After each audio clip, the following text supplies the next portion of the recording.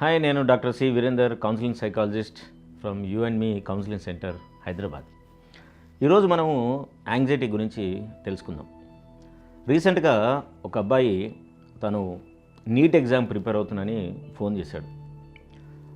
Exams దగ్గరకు వస్తున్నాయి, నాకు దేని మీద ఫోకస్ ఉండటం లేదు, చదువుదామనే ఆతృత ఉంది కానీ చదువుతుంటే ఏది అర్థం కావటం లేదు, నాకేం చేయాలో తెలియట్లేదు అని ఫోన్ చేశాడు.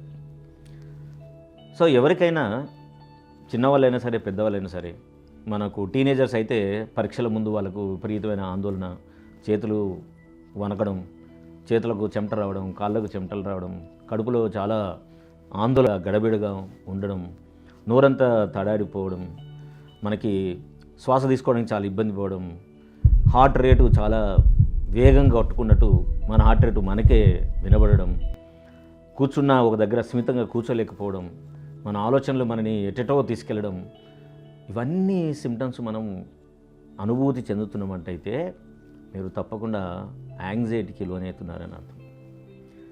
యాంగ్జైటీ అంటే ఏంటి? యాంగ్జైటీ అంటే మనం రాబోయే కాలంలో ఏదో ఒక ప్రమాదం మనకు రాబోతుంది అనే ఒక పర్సెప్షన్ క్రియేట్ చేస్తుంది. అంటే అలాంటి పర్సెప్షను దేనివల్ల వస్తుంది? ముఖ్యంగా మన ఆలోచన వల్ల వస్తుంది.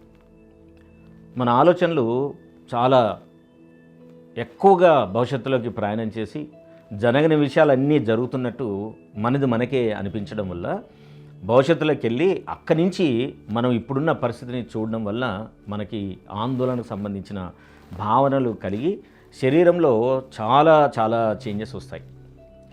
దీనికి రీజన్ ఏంటంటే మన బ్రెయిన్ కెమిస్ట్రీలో మార్పులు రావడం.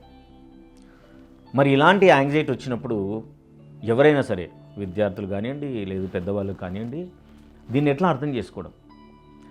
ఎప్పుడైనా ఇలాంటి అనుభూతి జరుగుతుందంటే ముందు మనం కొన్ని ప్రశ్నలు మనకు మనం వేసుకుంటే మన బ్రెయిన్లో వచ్చే ఈ థాట్ ఫ్లడ్ని మనం కామ్ చేసుకోవడానికి అవకాశం ఉంటుంది.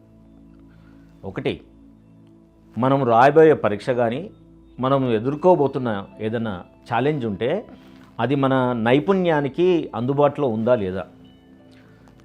మనకి ఎప్పుడైతే మన ఎదురుగున్న ఛాలెంజ్ కానీ టాస్క్ కానీ మన నైపుణ్యం కంటే, మన స్కిల్ కంటే చాలా పెద్దగా అనిపించింది అనుకోండి, అప్పుడు మనకు ఈ ఆందోళన వస్తుంది. సో మనం నిర్ణయించుకున్న లక్ష్యం ఇది మన నైపుణ్యాలకి చాలా పెద్దగా ఉందా అనిపిస్తే కూడా అప్పుడు మనకి ఈ ఆందోళన రావడానికి అవకాశం ఉంటుంది.